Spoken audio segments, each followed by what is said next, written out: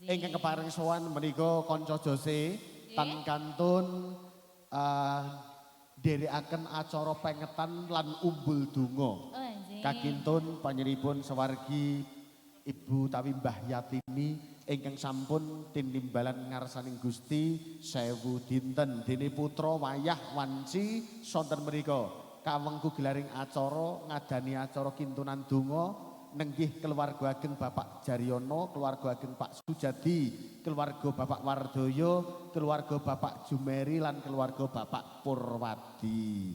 Nggih anake utawa putrane gangsal. Wah, nggih kanthi donga pamuji mugi putra-putra lan wayah ingkang dipun tilaraken saking ngarsanipun Simbah Yatini tansah ngabekti marang piyantun sepuhe kanthi ndongaaken ing saben wanci. Lan putra ingkang dipun tilaraken tansah pinaringan kesabaran, ketabahan lan saged mikul dhuwur mendem jero asma piyantun sepuh.